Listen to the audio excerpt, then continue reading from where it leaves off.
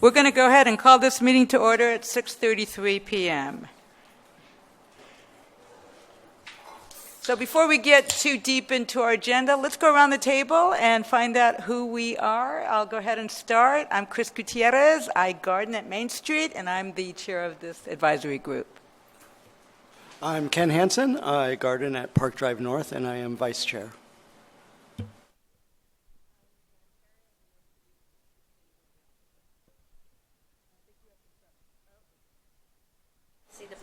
I'm Shannon Perry, and I'm the city's Chief Sustainability Officer.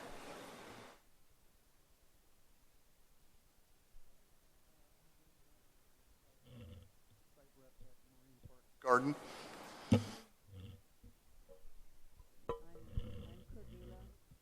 Oh, I'm Cordula Oman. I'm at Main Street. Martha Bardak, Ishihara. I'm Billy Yost. I garden at the Main Street Gardens.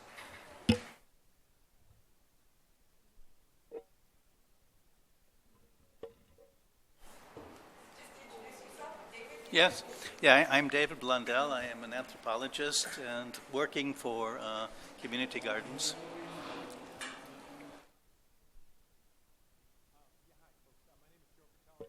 Sunset Park. I teach at Loyola Law School, and I'm on the Airport Commission.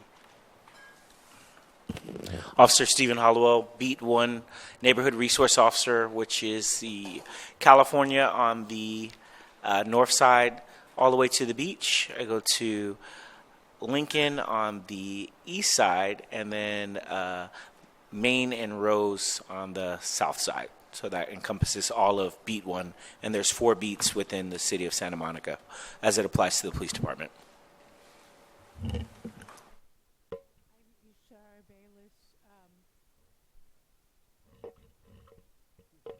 I think we have one more guest. We'd just like to know who our guests are. Christine, I'm a volunteer at 19th Street Garden. Excellent. And we all know you, sir, but maybe not. Teague Waybright, Community Gardens Program Coordinator, City of Santa Monica. Great. Thank you. And part of our introduction, I think we'd like to again acknowledge the land of the Tongva, that we are following in their footsteps, and those who in their spirit and vitality now continue to teach us about stewardship. Thank you. So, if you would like to, the committee members, would you please take a look at the minutes from our last special meeting and see if there are any additions or changes to be made? And if not, we'll move to have those approved.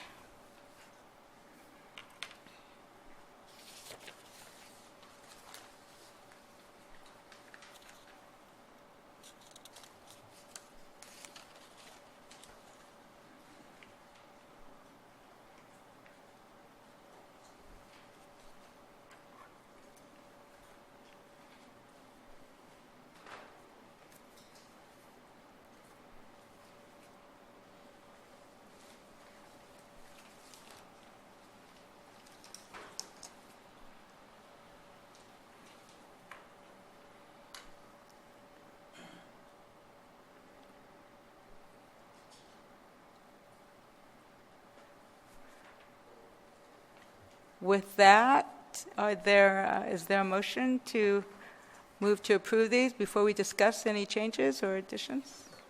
I move to approve the minutes. Do we have a second? Billy, you're going to need to do that formally? Second. Thank you. So with that, any discussion, any changes or additions? Okay, then all in favor of approval of the minutes, please say aye. Any nays? Any abstentions?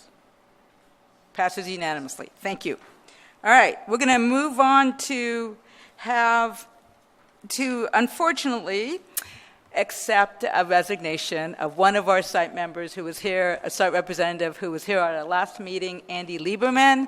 He has had to, in his life, give up his garden and with that, his position on this committee. So we need to formally accept his resignation, and I need someone to move to do that, and then we'll do so, and I'll give you an opportunity to know what are possible ways to fill a spot. So first, let's go ahead and get a motion for accepting his resignation. Motion move. Second? I second. Ken seconds, okay. Any discussion of that resignation? Okay, then all in favor of accepting Annie Lieberman's resignation, please say aye. Aye. Any noes? Any abstentions? Thank you, committee members. That passes unanimously.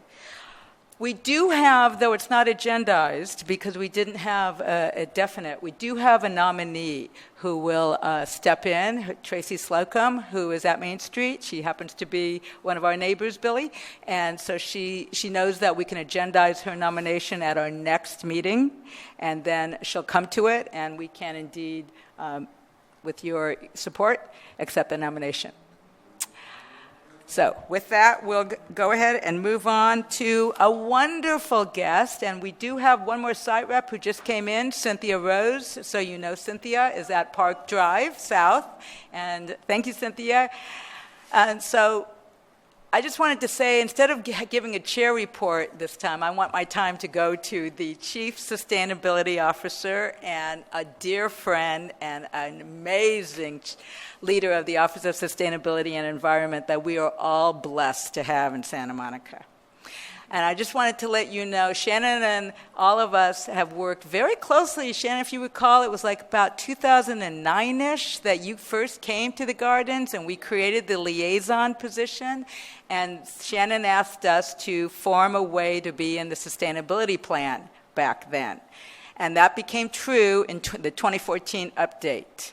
So here we are at the 30th anniversary of Santa Monica Sustainability Leadership. And Shannon, we are so happy to be part of the Office of Sustainability and welcome you, and for you to get to know the site reps. And we have about 5 other site reps who could not be here tonight because of illness or other family commitments. So Shannon's going to talk to us about her understanding of how we fit into the OSC and whatever she needs us to do and we need to do together to welcome it.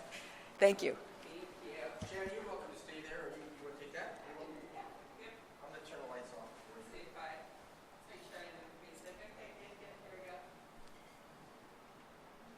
Okay, so yes, my name is Shannon Perry. I am the city's Chief Sustainability Officer, and I'm actually terrible at standing in one spot, so I may be walking around, and I'll apologize beforehand. I wanted to first start by saying thank you for inviting me to be here. I think that we can, without, you need me to turn this on and get a blue light. I got you. Hi, I'm Shannon. I'm the city's Chief Sustainability Officer. And now I know to hit the button. Third time is a charm for me. I wanted to just take a moment to just express my sincere gratitude. I think that we can all agree that there was enormous loss and enormous impact that came from the global COVID pandemic, and that moment in time, the impacts from transit occupancy tax and sales tax and parking revenue significantly impacted our community. And yet, in the midst of that, there is a silver lining, and it is a silver lining that I am immensely grateful for, and it is that the community garden program moved to my office. And that was one of those operational efficiencies that happened with the stroke of a pen that really, I think, was truly a gift. I am a huge proponent of the community garden programs. As Chris mentioned, over a decade ago, we worked together to bring community garden metrics into the Sustainable City Plan. And I think that community gardens are one of the most tangible expressions we have of what it means to be a sustainable community. So Santa Monica is really unique in the way that we think about sustainability. We think about sustainability in what is called a triple bottom line way. And that means that we're not just thinking about ourselves as a green city, we're really thinking about ourselves as a city where environmental protection, economic vitality, and social equity are mutually dependent. And the way that we think about it is really defined in this, which is the mission statement of our Sustainable City Plan. Rarely will I put a slide up and then read it to you, but I think these words are really important to say out loud, so I'm going to.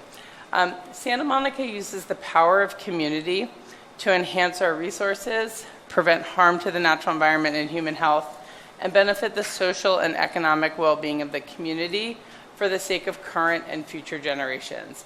For me, that could almost be your mission statement as well. And so I really do think that I am grateful, personally and professionally, to be able to work much more closely with the Community Garden program, not only to realize these goals that are established in the Sustainable City Plan, but also to help you grow your garden community and just the number of people that get to interact with our gardens and the number of gardens we have to, grow and be in. So, as Chris mentioned, we are celebrating our 30th anniversary of the Sustainable City Plan this year. September of 2024 is our 30th anniversary. In the beginning, the Sustainable City Plan started out looking at small things like toxic use reduction, integrated pest management. Then over time, we started looking at things like water conservation, and we developed the SMRF, the Santa Monica Urban Runoff and Recycling Facility that I'm sure you've all seen just south of the pier. That was one of those things that really encapsulated an important moment in our history. We could have taken our urban runoff facility and tucked it into a building, and no one would have seen it again.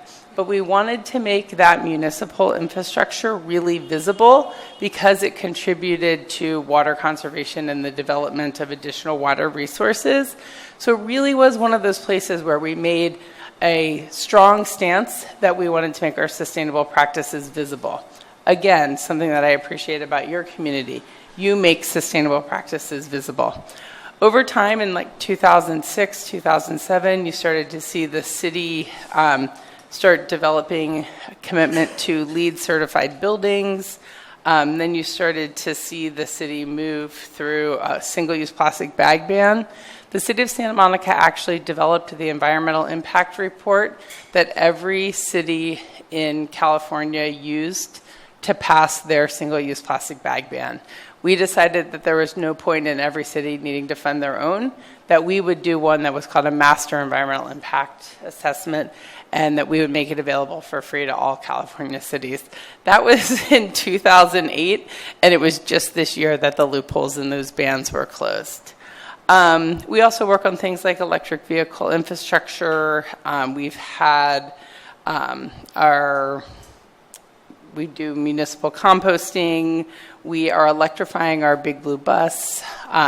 We work really closely with our Big Blue Bus. As many of you know, one of the key elements of a sustainable city is our mobility. So really thinking about how do you get around and where are you going and how are you getting there. So this is just sort of a roadmap to share some of our successes. The document that we use to kind of hold all of these things together is our Sustainable City Plan. And the thing that makes our Sustainable City Plan really valuable is that we tie our core values or our guiding principles to meaningful outcomes. So we have performance indicators for all of the things that we're interested in. So we're tracking how many community gardens do you have? How long is your wait list? How much food is donated to outside organizations? Those types of meaningful outcomes allow us to track our progress. Why do we do that? We do that because sometimes the facts and the narrative are inconsistent. So for a long time, we heard people say that, we really need to, we have to choose. We have to choose between jobs and the environment. We need to choose, between climate change and economic vitality. But one of the things that we track in the Sustainable City Plan is the relationship of jobs to emissions. We developed a strategy for a sustainable local economy so that we are attracting high-wage, low-carbon jobs to the city of Santa Monica. And what we saw between 1990 and 2015, and we are updating these numbers, but COVID does a little bit of a little warble in the data. But we saw jobs increase in the city by 51%, while we saw emissions decrease by 20%. So we really like to make data-informed decisions, and the Sustainable City Plan is sort of the framework we use to establish our goals and then track our progress. Once we have our Sustainable City Plan, we really want to sit down and operationalize the outcomes that we're moving towards. So we have our Climate Action and Adaptation Plan, we have an Electric Vehicle Action Plan, we have a Pedestrian Action Plan, and each one of these has key elements that take our goals and really make them operational on the ground. Why do we do this? Because it's important, and because council's directed us to at the request of our community. We're very lucky here. We have something that's called, like, often referred to in other cities as the golden squeeze, and that is that we have a sustainability literate community who is asking for sustainable practices, and we have an engaged and informed council who's asking staff to deliver on that. To that end, council has identified 3 primary goals for which your work fits into. The first, and these are 3 environmental goals that we wrap all of our city programs and policies around. So the first is achieving water self-sufficiency, the second is zero waste, and the third is carbon neutrality. I'm going to quickly take you through each one. We've got programs and policies for those 3 key areas, plus we're looking at a sustainable local economy, we're maximizing community engagement, and then we're not asking our residents or our businesses to do anything that we're not trying to do ourselves within municipal operations.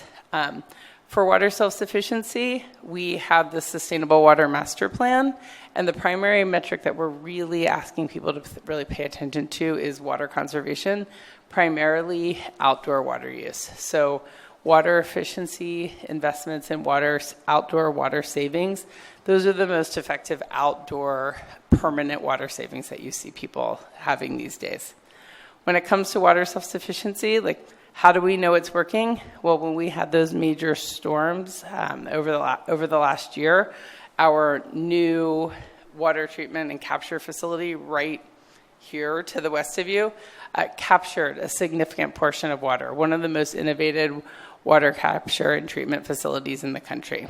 It's helping us keep this water from going into the Santa Monica Bay and making it available for higher value reuse in the city. We're also looking at zero waste. So many of you know we're bureaucrats, so we talk in letters and numbers. Most people don't. But if you ever hear someone talk about SB 1383, that just means that California law requires you to put your food waste in your green bin now. That may seem like absurd. It may seem like it's going to attract rodents. It may make you feel like you're going to need to clean your green bin a little bit more often. What it really means is that we're keeping that food waste out of the landfill, because when food waste gets into the landfill, when it's degrading, it's releasing methane. It's a highly potent greenhouse gas, and one of the most effective things we can do is keep our food waste out of the landfill and get it into commercial composting facilities. Something that's really cool about SB 1383, it not only requires us to get the food waste out of the landfill and into commercial composting, it also requires us to close the loop and purchase a significant amount of recycled content materials. So that in order to be compliant with 1383, the city not only has to provide these green waste bins, but also we have to procure recycled content paper. We need to procure renewable biogas. We need to do a number of things to not only take the stuff out of the landfill, but then to create a market for the products that it's directed towards. And how do we know this is working? Well, one of the ways is that The NOAA scientists are saying that the hole continues to shrink in the ozone layer. And the city of Santa Monica was one of the first cities in the country to ban ozone-depleting chemicals in refrigerants way back when. So small steps done early by a significant number of people over an extended period of time, slowly but surely results in these, global impacts. The last thing I talked about, so if you remember, we talked about water self-sufficiency, we talked about zero waste, and now we're going to talk about carbon neutrality. 3 key ways that we achieve that. One is participation in the Clean Power Alliance. It's the single most effective thing the city of Santa Monica has done to reduce our greenhouse gas emissions, and you didn't have to do anything. You literally, truly, functionally, nothing changed for the way that you live your life. What it means, though, is that the city transitioned who we procure our power from. So instead of getting our power from our previous utility, we are now part of a community choice aggregator called the Clean Power Alliance. And the city residents and businesses are opted in to 100% clean green power, which I'm happy to report is less expensive than the power that you were getting from your previously less clean provider. So that's the most important thing. All we ask people to do is tell your neighbors and stay opt-in. The other 2 things we're doing is we're really working on electrification. Because it's 100% clean green power that's coming into the city, we get a lot of benefit from electrification because when we electrify vehicles and we electrify buildings, we are not depending on dirty electricity to fuel them. We have this 100% clean green power. And so when we are looking at electric vehicles, first and foremost, I want you out of your vehicle whenever possible, reasonable and healthy for you.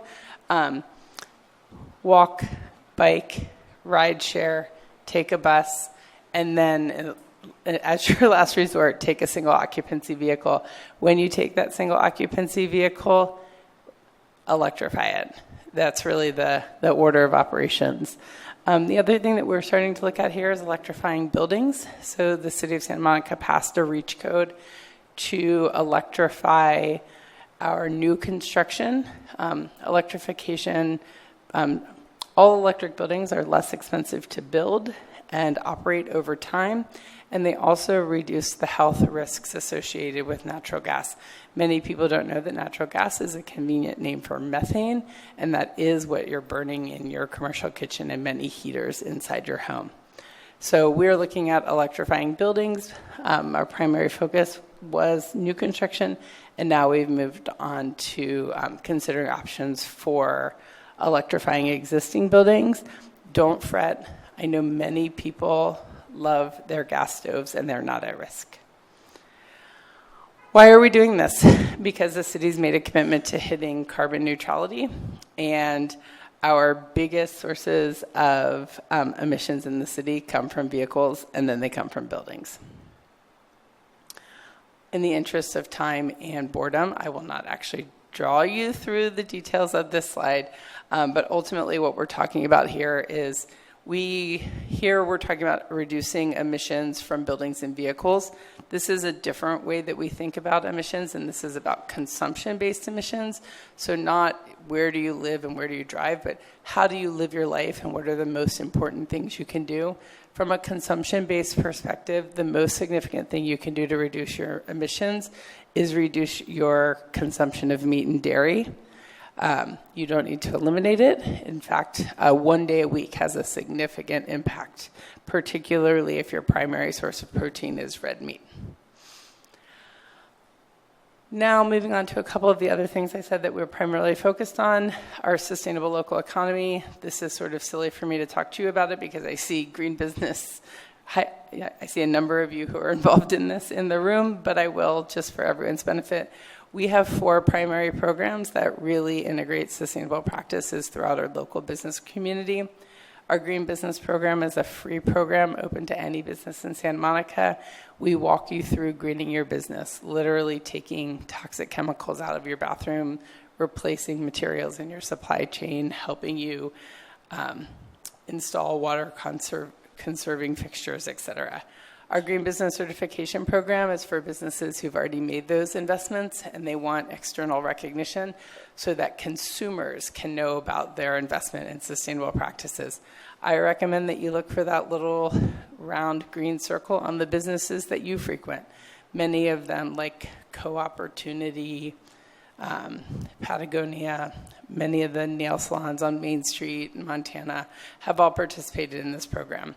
And then those businesses that go beyond just greening and start to look at their role as a member of their local community, both in terms of social equity and local economic development, they can apply for our Sustainable Quality Award. And that's really an opportunity for businesses who are really integrating triple bottom line sustainability to be recognized. And then our Buy Local Santa Monica program. Buying local is one of the single most important things you can do. Number one, if you are complaining about traffic but you're in a car, you are the traffic. So if you buy local, you can get there closer. You can get there on foot, you can get there on bike, by bus. You can limit or shorten your car trips. Also, when dollars that are spent locally, they stay in the economy for a much greater impact. So we really like to support our Buy Local programs because they really prop up our local economy. They support businesses that really meet our local needs. Why do we do this? 4 million pounds of CO2. These businesses together, they've reduced over 4 million pounds of CO2 by integrating these practices. They've saved almost 5 million kilowatt hours of energy. They've realized over $500,000 in energy savings, 13 million gallons of water, and 1.2 million tons of waste diverted. Like I said, small actions done consistently over time aggregate into big impacts. So here we go. Now we're talking about community engagement. Our community program, you've probably seen them. We have our sustainability poster contest. We did community gardens a couple of years ago. Here's one of yours up on the right. We also host sustainable film screenings, 4 screenings a year. Our next one is in October. It's a film about commuting. We have Climate Action Santa Monica, one of our most effective community engagement organizations in town, engaging young people and getting them active, engaging residents and getting them informed and active around climate action and what you as residents can do. And then we are in the process of responding to requests from our young people in our community and developing a youth climate corps who will report to our Sustainability Commission.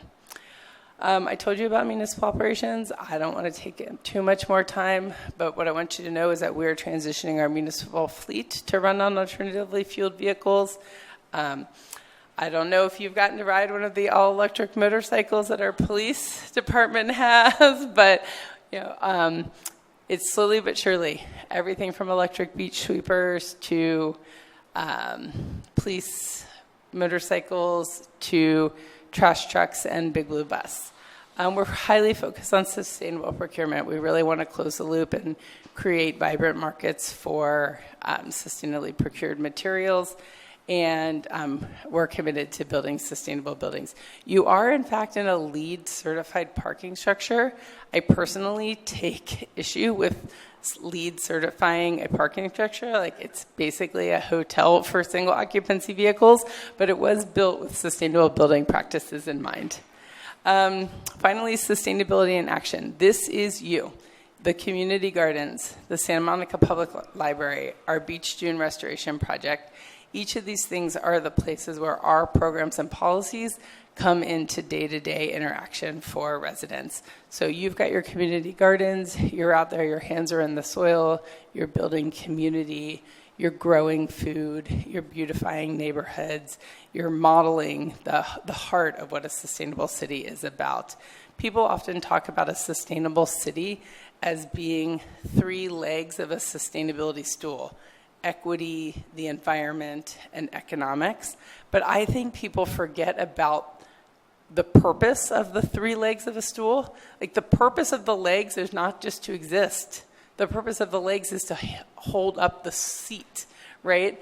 And I think that things like community gardens, things like our culture, our identity, the way that we interact with each other, that is what sustainability is propping up. It's propping up the way that you interact in your community and the resources that we provide. I wanted, because you are people who by definition love plants, I wanted to share a little bit with you about our beach dune restoration project. We have 2 phases of that project north of the pier.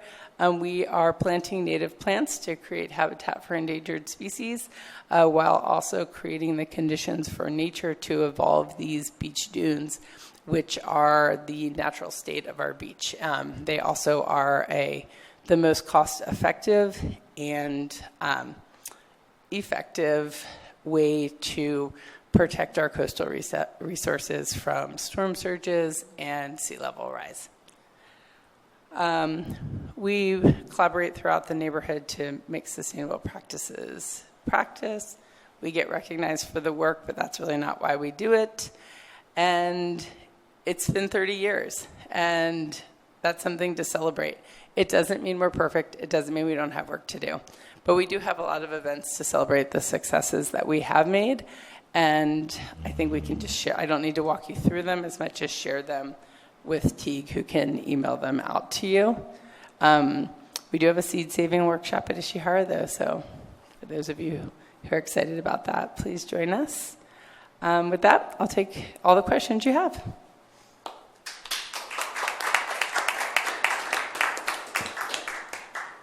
That's really wonderful. Questions, comments?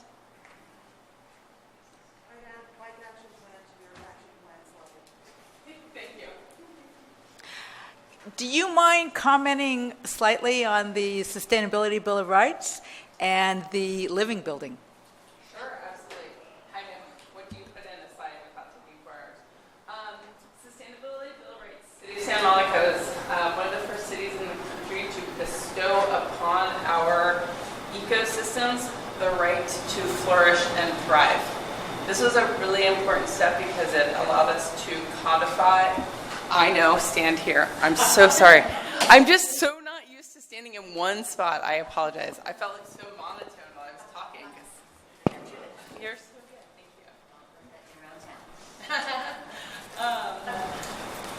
you. Blue light. So yes, Sustainable Rights Ordinance is a really important step that the city took to codify this goals and outcomes in the Sustainable City Plan. We bestowed upon the natural systems here in Santa Monica the rights to thrive, to not only to flourish and thrive. And this was a really important step to really look at our water quality, our air quality, our soil quality, to really make sure that we were embodying the very things that that we're talking about here. The other thing that I was asked about is the building right across the street. That is City Hall East. City Hall East actually just last week passed its performance year, and so we can truly say it is the most sustainable municipal building in the United States. I want to tell you something really cool about this building. It's saving us money, and it's making residents' lives easier. And when those things come together, I get stoked. And here's why. We looked at all the different places residents needed to go to interact with the city. Go pay your water bill here. Go get your parking permits there. Go talk to the planning counter here. And people were driving all around town. They weren't finding parking. They were getting parking tickets. They were in the wrong spot. Like, all the things were happening, and we were not serving our residents in the most effective or polite way. At the same time, almost all of those facilities were leased properties. And so the city realized that we could aggregate the lease savings and look at look at the lease savings as a way to fund the building across the street. The building across the street goes beyond LEED. So LEED stands for Leadership in Energy and Environmental Design. It's standard best practice for green building. But this is a living building. It's the Institute of Living Future, and it basically holds a LEED building as the floor, and then it establishes positive contribution as the ceiling. So the building generates water, it generates extra electricity, it generates extra food, and it creates a ground floor that has a public gathering space and all of our public-facing counters in one location so that hopefully we can serve you better. So that we're really excited about that building. Of course. That's great. Come on, I know several of you were dying to think You can about ask me the hard questions. I'm not here just to If it's tell not you how good awesome enough, it all is. What more do we need to do? You know? Yeah. Any questions? James? I noticed there are new electric vehicle charging stations in Clover Park in the parking lot. Mm-hmm. Do you know if that's a city public project or a private project? Those are city projects. Those are grant-funded infrastructure. Our goal is to provide low-cost, publicly accessible electric vehicle charging in our parks and on some of our curb areas, because we want access to charging. We want to remove access to charging as a barrier for multifamily residents to enter the electric vehicle world. So we know that electric vehicles, we know that it can be difficult or expensive to install a charger in a multifamily unit, particularly if you don't have access to a designated parking space. And so we look at our park areas as a resource for charging. And if you are an electric vehicle owner and you're about to tell me that some of the chargers are broken, we know. We just went to council and are executing a contract with a third party who is going to do the maintenance on the electric vehicle chargers for us. Many of the electric vehicle chargers that are in the ground here in Santa Monica and in many other cities were installed during COVID or just before, and we're still seeing lingering effects, supply chain impacts. And so a lot of those nozzles, which is typically what breaks, they're actually residential grade nozzles. They're not meant to be used at a commercial grade, but because of lingering supply chain impacts, that's what we're dealing with. But we do have a new contract afoot to address it. So on the charging, I have two questions, or comments, because you know me. I appreciate them. So the charging stations that were put in previously had when you had two cars plugged in, you would get a drastic drop in feed. Has that been addressed? I know that happened at the library. It was really bad. And then second, where do I go to actually figure out why my bill is twice as high? I opted into green energy before the city did, and then assumed that my energy bill would be the same afterwards, and it's like doubled. So when it comes to electric vehicle chargers... I don't charge. Okay. Sorry. No, I'm going to answer your first question, then your second question. When it comes to electric vehicle charging, the technology is increasing so significantly. I mean, I charge an electric vehicle, personal vehicle, as well as have access to ones that we charge here. And you can just see the age of the charger and the technology. It's also tied to the power source where the charger is. And so really one of the things that you will see that the city has done is we have an electric readiness requirement. So in all the new buildings that are going up, we require more electric vehicle charging stations than the California code requires. And we require that buildings are what's called electric ready, meaning they have enhanced their panel capacity and pulled power to the parking spots so that all you need to do is set a machine on it to charge. And that ultimately capacity is the issue that's causing the charging to drop. And then the issue with your, I don't want to speak about your specific bill, but I do want you to make a copy of it and send it to me. A number of people are getting, it's a billing error on the side of the previous municipality that is in charge of providing the infrastructure that delivers the green power. I don't hear about it often, but I suspect that that's what's happening, and I'd be happy to take a look for you. And as your Clean Power Alliance Westside advisor, I'm happy to make damn sure we work together to find that out. Yeah. And we'll go to the actual SCE and see where that is. Because if you remember, you are not billed by Clean Power Alliance. You are billed by SCE because of the prior structures that we had in place. And we can go into detail separately at another meeting on that. If that's happening, it's inaccurate, and we can support you. Shannon, yes. Okay, so Ken has the same issue. So I'll call a separate opportunity for that because that's very important for me to report to our bill. Billy, did you have a last question at this point?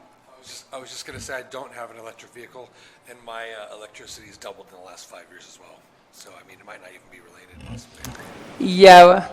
Yep. I hear you. I mean, we can talk a lot about. We may actually agendize CPA in a different way at the Sustainability Commission. We'll talk about that. Speaking of the Sustainability Commission, we're not going to discuss it now, but know that we'd love to be able to report to the Sustainability Commission primarily. I think you have a liaison. We have a liaison. Yes. But over time, come out of the Rexon Park and report formally to you as these questions emerge. But you've been wonderful. We don't want to take up too much more of your time, and we do have the rest of the agenda to contend with. But you should know on that agenda is how do we help that airport have in the conversion much more garden activity or farming activity for all the reasons you've already presented. So is there anything else you want us to pay attention to in particular? Oh, yes. Yes, we brought you yard signs that are celebrating the 30th anniversary. Please put them in your gardens, put them in your yards. I think the things that I would say is just know that we are, I can't help that I speak bureaucrat and letters and numbers, but I think it's really important for you all to know that our office, we really see ourselves as solution finders. And so what we're here to do is support you.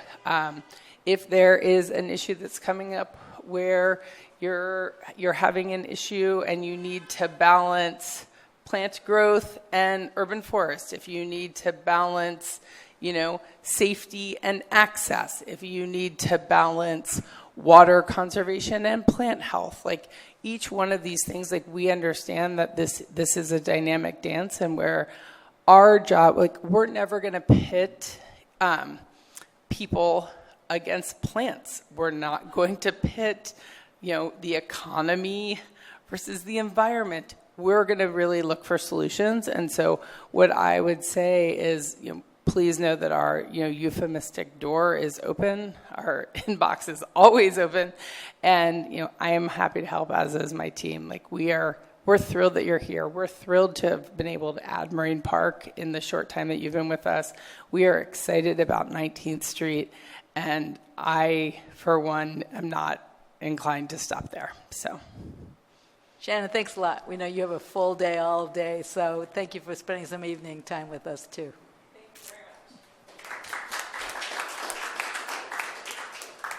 much. With that, I'm going to give a very brief update for my chair report. And a simple point, we were due to schedule an October potluck to follow. We had agreed last year that we would try to have 2 every year for our own community building, not just among ourselves, but also with the community at large of other gardeners, etc. But given that many of us are working on the elections, and these are really important times, we thought we would postpone that. So as part of my chair program my chair update.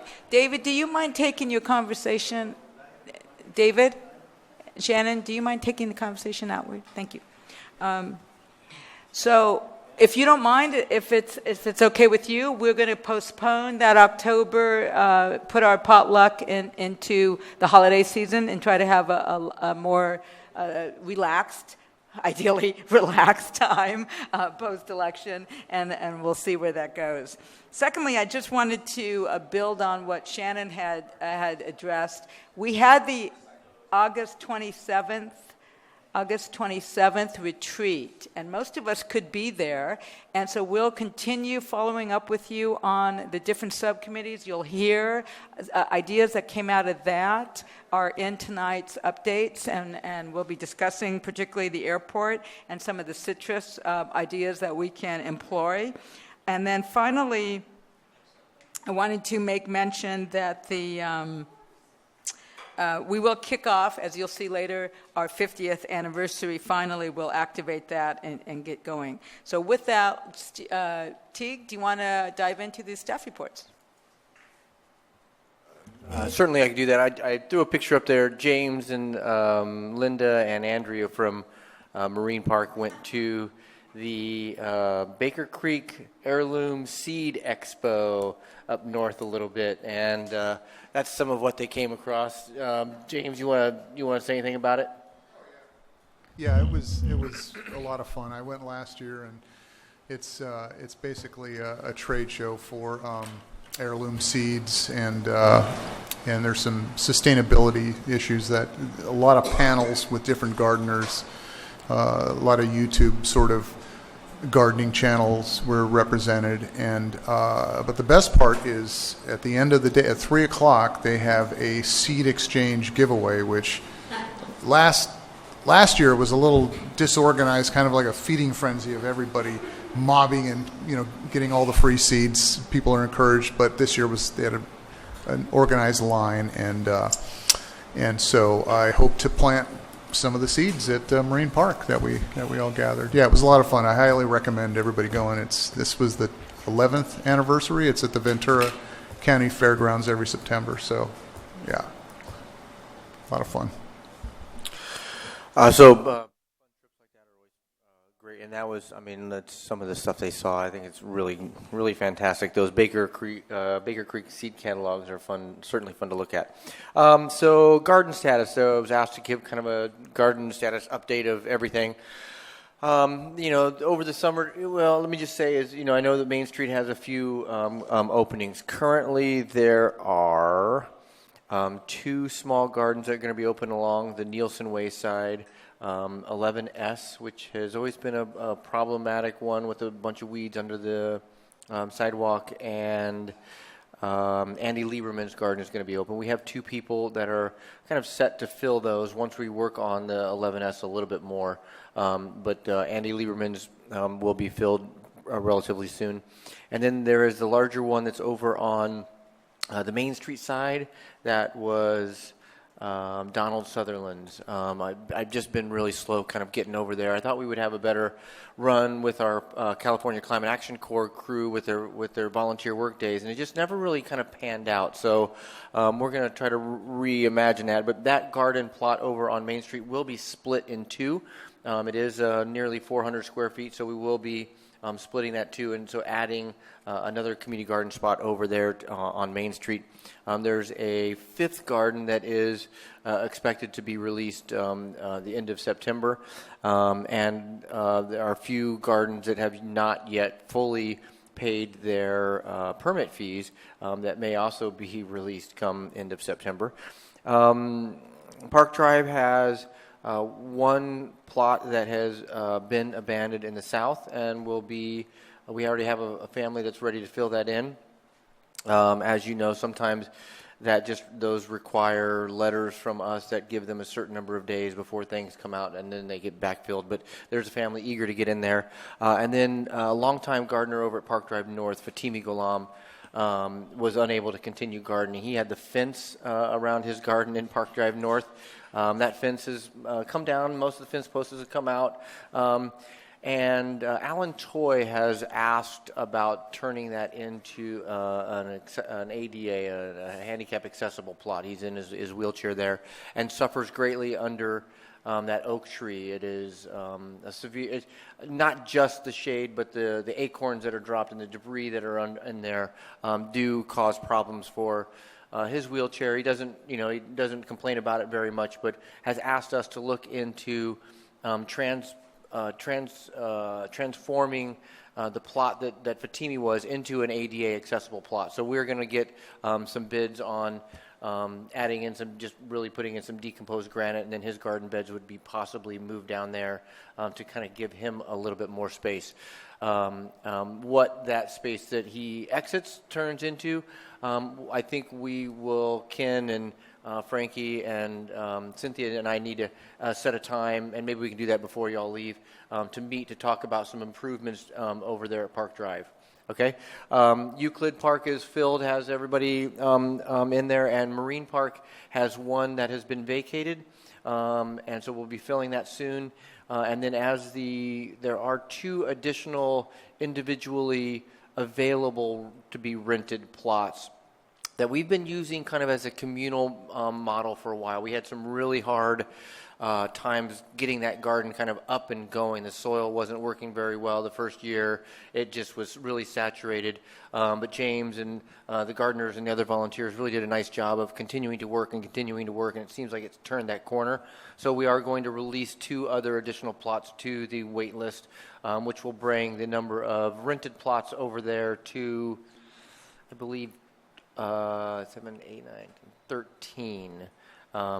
The goal is also to start filling in some of the big walkways with other planters, and just to kind of create some additional planting space in there for the communal gardeners.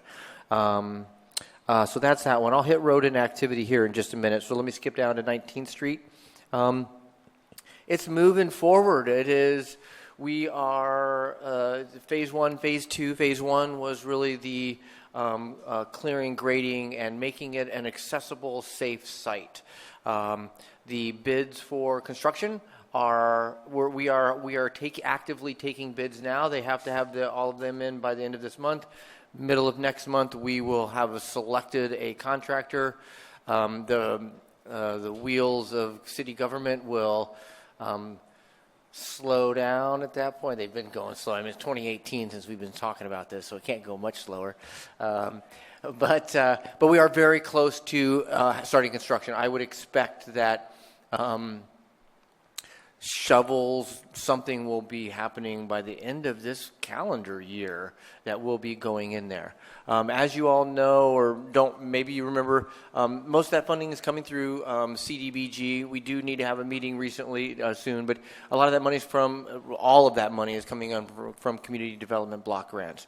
That funds or should be funding other things. So phase 1 was really fences, grading, water, decomposed granite, and that's basically it. Like, it wasn't any additional amenities, and we're certainly going to get through there. We do have a landscape architect that we did a lot of community outreach asking for suggestions and ideas.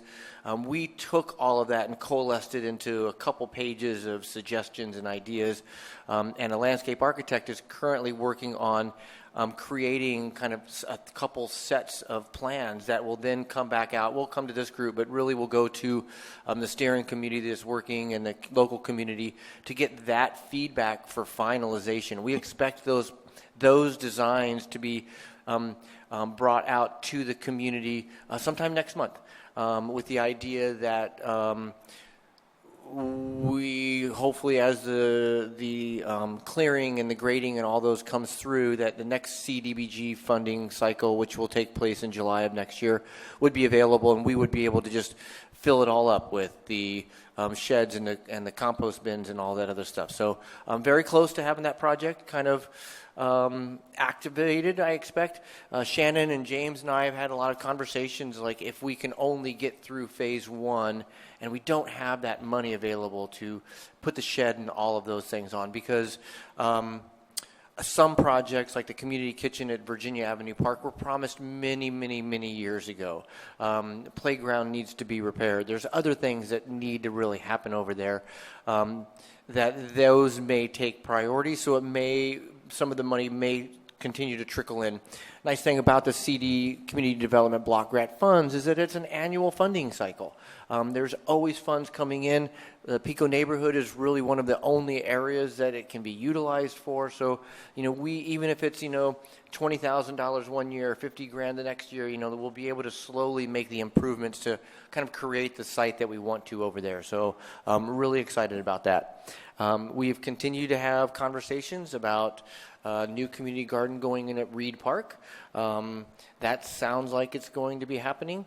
And the library has also asked us to do some designs about greening out their kind of cafe space. So we'll continue to work on that. Some of that work will be done by our community California Climate Action Corps fellows. We have our third group of fellows coming through. They'll officially be on site with me on Monday of next week. We were anticipating 3, but one of them got a better job offer with the job he was working with and decided to take that. So we are back down to 2. Isabel Filson will be rejoining us, and Sarah Queso from Hermosa Beach will be, I believe, riding her electric bike up every morning to come in and join us in here. So we're really looking forward to them. I personally have learned a lot over the last year of having them on what we really wanted them to be doing. I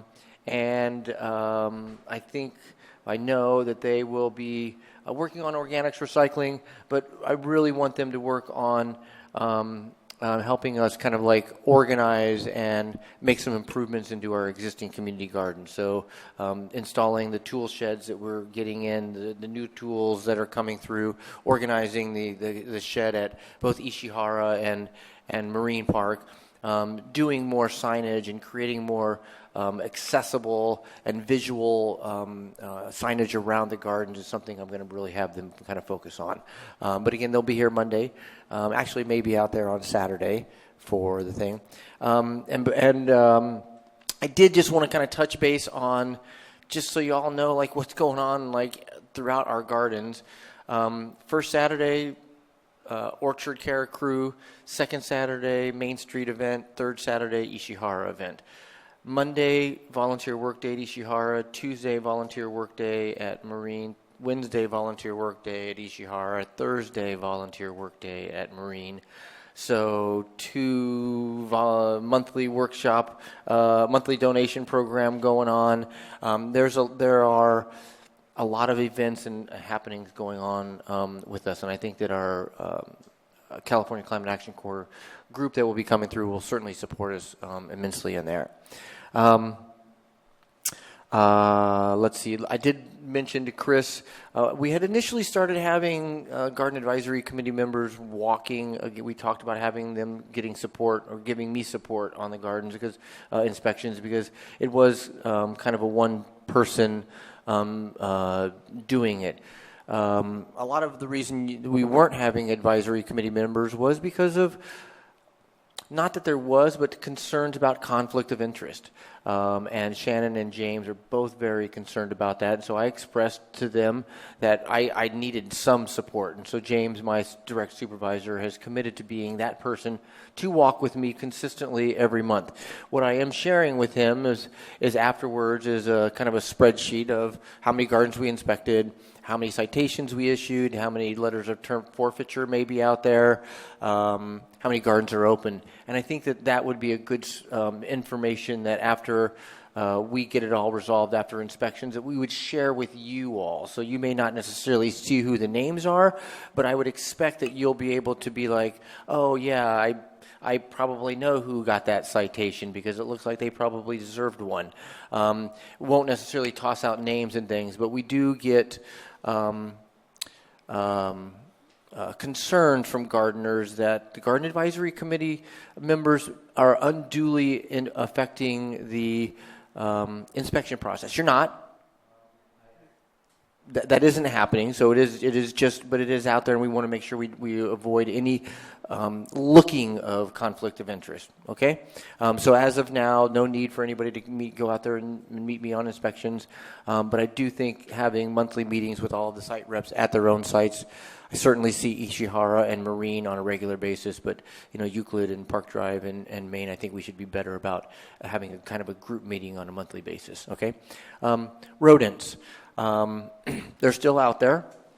Martha and James and I met with IPM kind of manager or a procurement specialist for City of Santa Monica who works for Office of Sustainability and Environment. Had him look into a couple of different things. Had him looked at potential use of like the vitamin Ds or bait traps. There's been some questions about like these birth control bait traps as well. And none of those have proven effective really anywhere. They've done them before. They just hasn't really proved effective.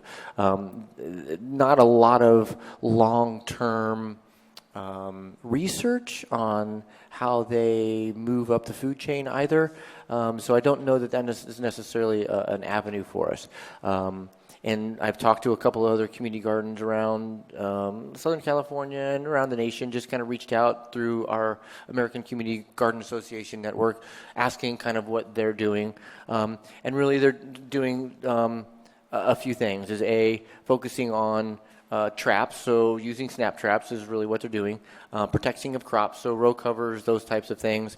Avoiding having standing water around, and then really habitat. So, on this next inspection, I don't know that I'll get into every garden, but I think within the next couple of weeks we'll go back through and really try to look for those little tight spaces. So garden sheds and where corners are kind of put together. It'd be a good time just to remind people to kind of get into every corner of your garden and kind of clean it back up. James, you want to add anything else? Martha, you want to add anything else about rodents? Yeah, sure. It was a good Zoom call we had, Martha and Teague, and I believe the gentleman's name was Kurt. He was with the city, and he had, we talked about best practices, like you said, snap traps. Another thing that we are doing is picking fruit, particularly tomatoes, which seems to be the preferred food of the rats. Picking them early when we can. Oftentimes to get the vine-ripe flavor, you don't have to let them ripen on the vine, right? You can pick them when they're about 50% ripe and they still have some green. They're starting to blush. We also used these mesh bags to cover the fruit. They're fruit protection bags. You can get them on Amazon, like 100 for, $10. However, they worked for a while, but there's a lot of determined rodents that just chew right through them and get the tomatoes. However, one solution that Linda over at Marine came up with, which seems to be effective, is she went to the Dollar Tree and she bought pantyhose, and putting the pantyhose, women's pantyhose, and they seem to be effective covering melons and watermelons. I don't know if it camouflages them or if covers up the smell, but we had a side-by-side comparison. I showed Tig where one that didn't get covered was chewed. All the rest of them covered with pantyhose were untouched, so that's something to think about. But the mesh bags, however, I thought they were working, but yeah. So that's about it. I'm just hoping that as we phase out of summer gardening, which is mainly fruiting vegetables, melons, tomatoes, and we go into the winter season where we're going to be growing crops, where we're going to be harvesting leafy greens and root vegetables, I'm hopeful that maybe the rodent activity will go down because there's going to be less food for them to go after. So, fingers crossed. Martha and then That was a good summary of it was a Zoom meeting, and I think he was going to explore, Kurt was going to look into other things that he might suggest to us. We tried some of these things at Ishihara. The mesh bags were eaten through. We picked early. We've talked about trapping. We get rodents in our shed. So one of the things I talked about maybe at that meeting or afterwards was if we could create some kind of blog where people in the garden community could offer us suggestions of things that they have found effective in their own gardens. Might be a way for people to join in and have fun or interest or communicate with one another. But I don't know how to get that going. But there may be, ideas that people have found successful that we're not aware of. We might need to experiment with it. We have talked in the past about text thread, Slack, or whatever. We might need to experiment with a couple of things and just see what's amenable to people. Billy? I was just going to say on the rodent topic, last winter I planted so many things and nothing really came to its fruition. Root vegetables, carrots, beets, rutabaga, different things like that. They ate around the top of the fruits and took the greens and took them with them. I'm not sure how to solve for that, but I'm trying to find some solutions for when I start putting stuff down now. Yeah, I remember you showed me some cell phone, some camera footage of the problem you had over at Main Street. I feel like some of it is the nice young greens that are coming up. The rats are just like, ooh, like my bok choy, no chance. Anything else? Any of the greens that come out of the ground, I was just disappearing. I did have, however, Brussels sprouts come back. The ones I planted in December, they just started coming up and growing now. So, Ken, and then Cynthia, and then we'll wrap this part of the agenda. Was there any discussion about rabbits?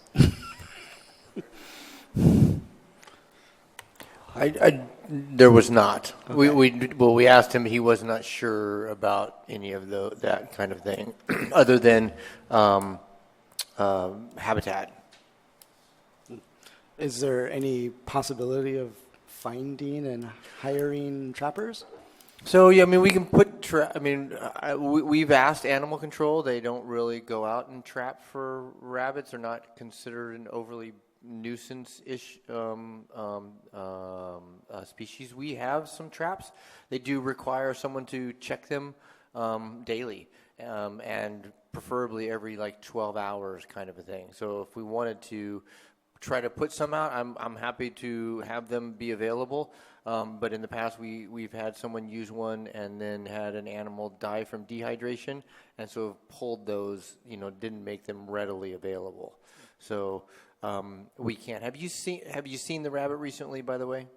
Yes. Okay. Yes.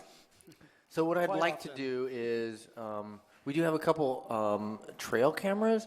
If we think we know where that animal is coming from, try to put up some of those and see if we can't capture it entering and exiting the garden, and try to address the access from that point.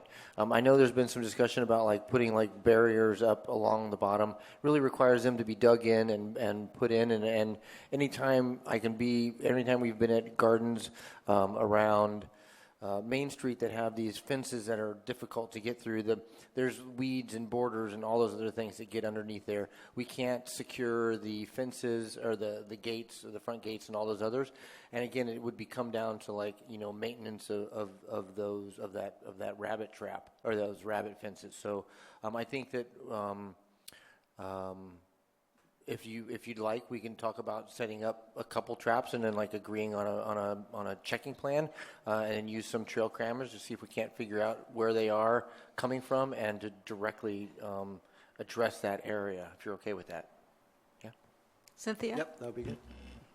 Yeah, and on rodents, I've used at home the flour and baking soda, and at home it has worked, but I have a strange situation at Park Drive South where I don't have tomatoes, but something is taking tomatoes from other gardens and coming up and climbing up like this high to eat them in one of my little pots. So it's I wasn't positive about that, but anyway, yes, they do. But also raised beds, help, or just low. It doesn't have to be that high barrier around a particular plot. Could be useful in keeping the rabbits out.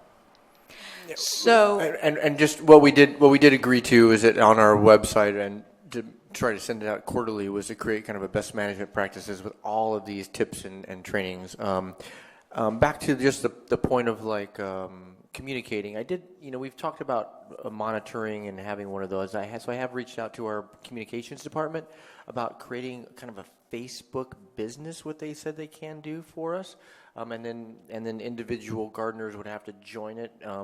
We would have to discuss if it was a city who's monitoring and all those other things. But so those are a couple different options. I think that if you would like, when the Climate Corps come through, they've been using a program called Slack, which seems to be very productive. And one of their roles is to increase volunteer engagement. And so maybe we could talk about having them try to create, and monitor a Slack channel to try to go this way. All right, and then if they're here for 11 months, we can see where we are after 11 months and make the decision. So I think that's a good idea because we've talked about this a few times and we haven't got anything off the ground. Frankie, we're going to wrap this agenda item with this. Yeah, I just wanted to talk about the rabbit repellent that I became aware of, which is catnip. I planted some catnip in certain areas. It alleviated my rabbit issue. And my daughter's friends with cats are very happy because I have been nipping the catnip and drying it and putting it in little bags for the cats. So cats love catnip, but rabbits do not. So maybe with that, Billy, we're going to hold on this because we got still a full agenda. We're going to give our best practices to you, or should we right now temporarily until the Climate Corps comes about? Okay, that'd be great. And then we can follow up before the end of the month, next month, where we are on this. That's great. And if you send up, well, only because we have a very long agenda, we still have 5 things to do that we're going to. Okay, great. That'd be great. Yeah, Cynthia is a super duper slacker. Yeah, not a slacker in the old way, slacker in the new way. So she can actually be, if you could be the connection with the Climate Corps to get that going, and then we can do a tutorial for everybody and get them on. And it is a really wonderful way. I was a fighter against it, and I am a convert. And so, okay, with that, let's. Yeah, you won on that. Thank you, because that's a really arduous, long process. So anything we can do to help on that would be great.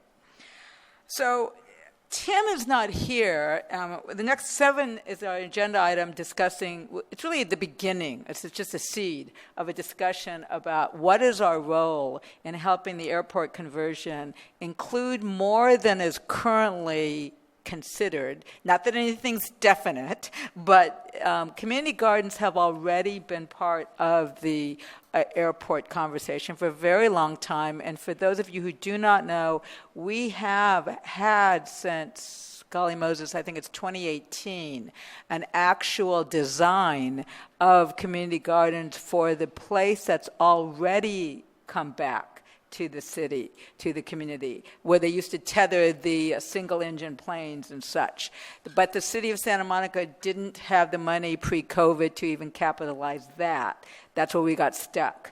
But we do have a design done by the same people who did Tongva and who did Euclid to have one form of the community gardens. And I, for one, would not like to relinquish that, but we definitely want to expand what we would consider our role is. So I want to throw out, this part of our agenda will actually take care of looking at the extending urban agricultural plans or subcommittee, because we will activate that subcommittee between Tim and Martha for two major projects. One is the airport conversion and what is our role. And many of you had Michael Brodsky with us here when he presented. If you had not been at that meeting, we will resuscitate that conversation as much as we can. We're lucky to have Joe, who is on the airport commission, who's worked very hard to make sure the great park could be there. So, Joe, we didn't ask you to prepare any ideas, but if you'd like to make a comment on what your understanding of potential, so far Teague has kind of thrown into the mix at least 20 acres of the 192 to come back to include a farm potential. But did you want to make any comment before we dive in? Thank you. I would love to. Nice to meet everyone, by the way. My name is Joe Pertel. I live in the Sunset Park area. I'm an attorney. I teach at a local law school, Loyola Law School. I've been on the Airport Commission for a number of reasons, and I was really on the Airport Commission because I want to help close the airport. That was really the reason that I was asked to be on the Airport Commission. I've also been very involved in Airport to Park, which Michael is a member of. And what we've been doing on the Airport Commission is we decided that it was going to be very important for us to begin to work with the other commissions in the city, because it's not just the Airport Commission which is interested in what's going to happen up there, it's all these other commissions. So we initially reached out to Parks and Rec. So we established these ad hoc subcommittees so that we could then meet with Parks and Rec to begin to talk about our common interest in what will happen. So obviously that would be open space, recreational activities, but that's just one of what I consider to be sort of the constituent groups that have an interest in the development of this great park. You have recreational activities for youth, for adults, team sports, individual sports. As you know, there's a great history in that great park of having those activities many years ago. We're trying to bring that back. But that's just one group. And the next one would be, for example, arts and culture. Those are the performing arts, the visual arts. Organizations who want to perform there, have concerts there, have theater in the park. Last night, for example, Michael Brodsky spoke at the Arts Commission, and so that was the very first time he had spoken there. My sister's on the Arts Commission, and she's passionate about both the arts as well as the airport. And so they're going to become part of this ad hoc commission very soon. So you're going to have airport, Parks and Rec, sustainability is already joined, and so we're beginning to meet. In fact, just a couple of weeks ago, we took a wonderful tour of the airport property, which most people had never seen before. You can see it from the outside, but they haven't been able to see it from the inside. So the next big pillar, I see like 4 major pillars. The next would, of course, be community gardens. And I personally think, I grew up in Maine, I grew up on a small farm. I personally have always believed that that is such a wonderful place. And when I heard Ms. Perry speak about, you know, the city's goal of sustainability, enhancing sustainability, I mean, what better place could you do that than at a 192-acre site and 20 acres? I don't know why it shouldn't be 30 or 40. No. I mean that sincerely. And there's sort of a couple of reasons why I think that's so exciting, because it does coincide with the city's goals of being sustainable and self-sufficient. I was writing some of those terms down because we need to begin to talk more in that language when we're talking about the airport. Because when we're talking about the sports teams, we're not really talking about sustainability. That's very important, but this is going to satisfy so many other aspects of what we're trying to accomplish. The water sustainability, there's an active conversation going on about putting in another storm water capture system up there, which you could, for example, coincide with wildlife restoration. You could have a flyway for migratory birds who need that habitat now. Again, enhancing sustainability, biodiversity, addressing climate change. So when I've been thinking about this, and I met David at a community event just a couple weeks ago, I was so thrilled because I think that this is really important, that the gardening community really get involved in this and become a real big part of the conversation. And then the last of the 4 that I see are sort of which coincides with the gardening, is the conservation and environmental aspect of it. Because in the surveys that were done in phase 1 of the city, one of the top 2 choices was nature trails and finding a space to sort of bring parts of it back to nature. And that goes hand in glove with what you folks are doing. And so I hope that you become more a part of the conversation. One of the reasons I came here was really just to say hi to individuals, but we're creating a coalition. This is going to be coming out of the airport to park.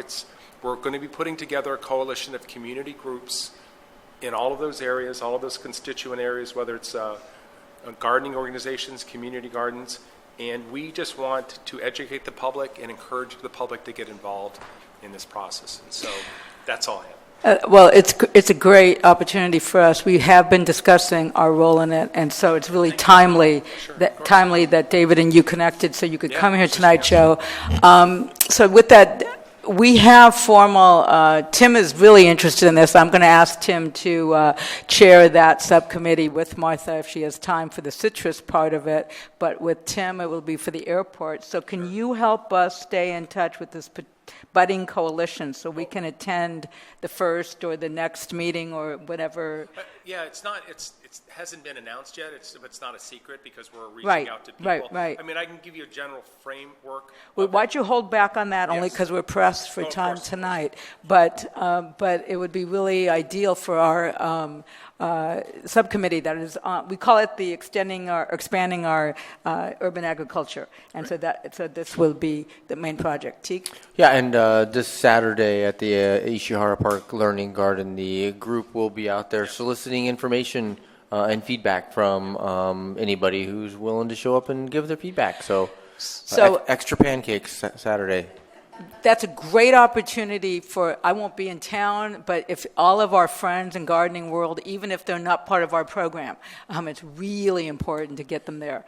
You really should. This is really important. We're pushing out the word to as many email lists as we can. Please come because this is really important. This is where the city is collecting data, which they're going to distill down into these guiding principles, which are going to be presented to City Council in January. So please come and that's the first of 4 pop-up events. There'll be other ones, but this first one is important I think, particularly for you folks.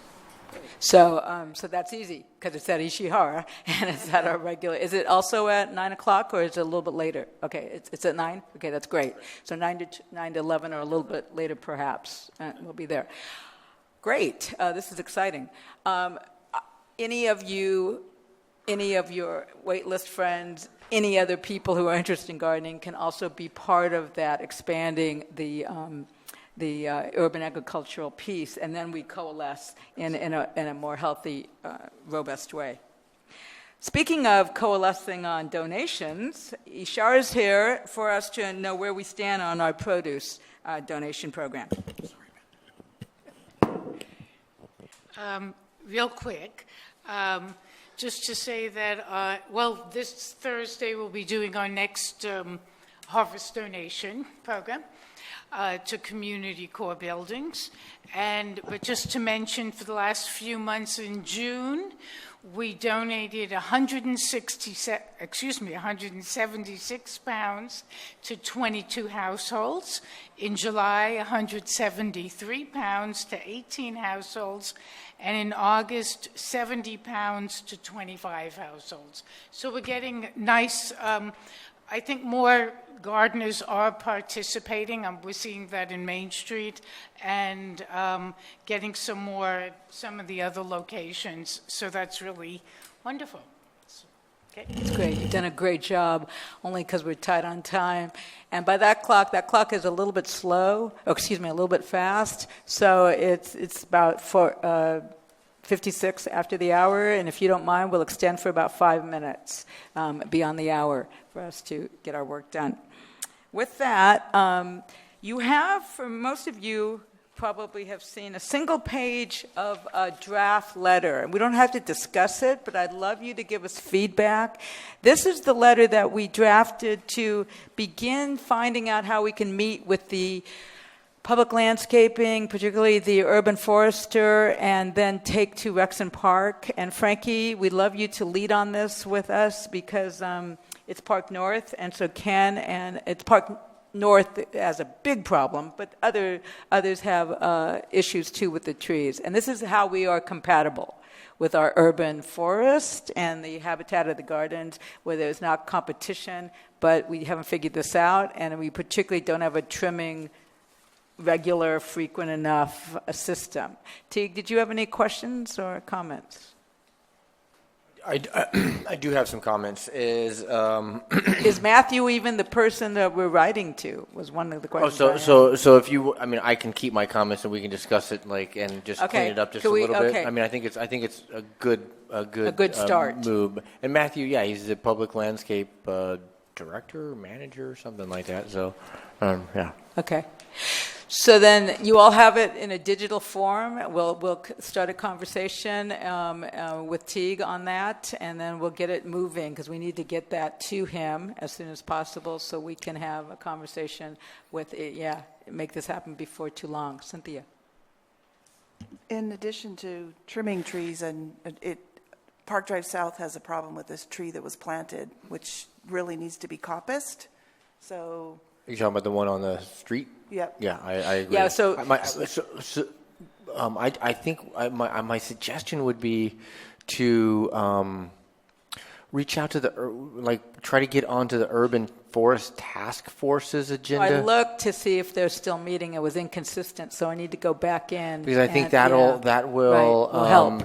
It will help, yes, correct. But Cynthia, you're right. We will include that line. So if you don't mind, if you have language, then you can just send that off. That'll be great. I'm going to see Teague tomorrow. Billy. I was going to say that I've been pretty persuasive with the tree. I don't know what department it is, but they were going to cut 3 trees down on our street because one of them was diseased. Those old, big, massive trees that just drop stuff on it and everything. Whatever they are, yeah. I called them and said, how can you cut these trees down? Because, only one of them's sick. And they're like, yeah, but the disease passes here and there, whatever, In the end, they cut just the one down. So, I mean, they listen when you talk to them and apply pressure, for sure. Okay. And we'll always seek your aid in that persuasion. Okay, we're going to just sort of dash, but not too fast, through the committee reports. We've actually done a few of these already. Our events subcommittee, which originated in this group, really has morphed more into our work with Teague and the Climate Corps and all the respective events at different gardens. So you heard a little bit about what's going on at Ishihara, at Main Street. We just had a rain barrel, and you should know they were delighted. Thank you, Ishihara, for really not only leading that work, but she prompted more people to show up. So they, in fact, like David and his wife, took home a rain barrel. So instead of the 2 they expected to sell, they sold 20. And they were really happy with making the connection. We did talk a little bit about, we didn't have a chance to, I've forgotten the gentleman's name, Nico. For Nico to walk around, he wanted to walk around with us. We didn't have time to conceptualize, how we might even look at Main Street to collect rainwater. And thank you. He got us 4 barrels, so we're on our way. But that's an example of the education as well as the events. Media communications, we will resuscitate that. One of our Climate Corps for Climate Action Santa Monica came back to visit, and she was so moved at Ishihara that she wrote an article for us, and we will use that, Emily Putnam, and so I will send that out to Teague, and we'll edit it, and we'll resuscitate that work with the Santa Monica Daily Press and our regular meetings. We've already talked about the urban agricultural expansion. Martha, is it too much to ask you to think about co-chairing that with Tim? Or do you want to hold back a little bit right now? Okay, so if you and Tim want to, he's been ill right now, but we'll start activating that with the particular 2 projects. And Joe, we'll keep Joe looped in. So if you don't mind, I have Joe's email, so I'm going to put it out to everybody, the contact, so you guys all have his contact, and then we'll move forward there. Administration, Ken and I need to look at what are new things that, one is like the Slack channel, do we recommend that, and work with Cynthia on that with the Climate Corps, and any other ideas you might have to administer things well, which does in fact include things like, what supplies you need at a particular garden. Teague's been great in thinking about what each garden needs to have, or other facilities. Finally, we're ready to activate the 50th anniversary subcommittee. We've talked about this for months and couldn't pull it off. I'm wondering if the 25th, Wednesday, is a decent date for any of you interested. It'll just be a preliminary kickstart. I have to start it a little bit later than we normally do. I have another meeting, so if you don't mind starting at 6:30, and it'll just be an hour on Zoom to kickstart that. So I'll put that invitation out tomorrow, and like any of the other subcommittees, it goes out to everybody. So 6:30, we would do that, 6:30 to 7:30 on the 25th. In terms of our liaisons with respective commissions, I used to be the liaison for the Sustainability Commission. If we can soon report directly, we won't just need a liaison, we will be there. But in the meantime, Nicole Suzuki, who works at Ishihara, volunteers rather, and lives right across the street, she's been joyfully eager to be our liaison, and she also knows the chair quite well, as she grew up with his daughter, and so he's excited to have a young person. She's like 23, and so a good person. She's an architect in sustainability, and so she's as well as a gardener. So I'm really excited about that. Andrew Gomez and I have not connected, so I will reach out again to him to see what's up on that. He has been invited to our meetings and such, and we don't know exactly why he hasn't been here. So we'll definitely reconnect with that. Finally, two more other items quickly. Any agenda topics? I jotted down two simple ones from today's meeting. We don't have a formal mission statement. And Teague and I talked about that. We have a preamble to our norms and our guidelines that could be the heart of it, but we don't have a formal one. So I think we need to, especially as we come up to the 50th, it shouldn't be drizzling in from another document. We really should have, and with Shannon's nudge, or recognition rather, it makes good sense that I think we agendize that. The other one is, of course, to finalize our site rep. We'll add that. If there are any topics that you think about, either now or in the next month, we're not going to meet again until November. Remember, we're meeting the night of the election. That's going to be at least that's our current schedule, unless we, do we want to move that date? I just want to make sure we're all in,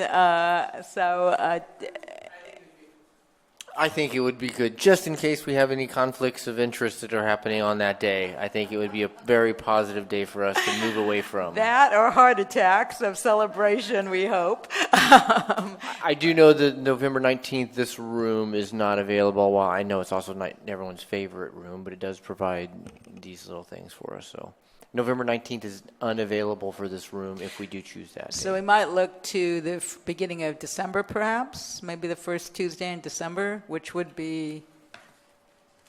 I think we'll need to. Yeah, we'll get some dates out. We need to have Jordan and them here. We need to have a non-city council meeting day. Right. So exactly. we'll have to make a decision. Yeah, exactly. And then finally, on that note, I'm going to ask Teague to think with us. These are recorded, these sessions. And so I was asking Kimmy what we have done with them. Nothing yet. So we need to talk with you about, do we want to post them as part of it? Not true. I listened to them again a couple times for the minutes. And are they worthy of posting? Are they audible enough? So and I did talk to Kaya today. She'd like to have access to tonight's in here. So I'll see about posting them and trying to get them maybe on just the website, and I can send them out if people want to listen to them. They can pull them up. Okay. Do we have any public input? Christina, are you here to make a comment? Officer Holloway, did he leave? Oh, he did leave. Okay. Well, then you've all been very generous with your time. Do we have a motion to adjourn? Motion, seconded? All in quick favor. All right. It's great to see you. Thank you for getting here as soon as you could. I know you have other obligations, but we really wanted us here for Shannon because you haven't had a chance. Teague?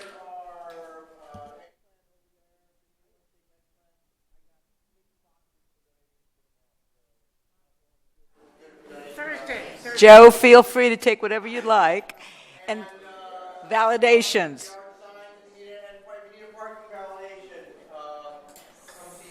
And could a few of us stick around and help T clean up?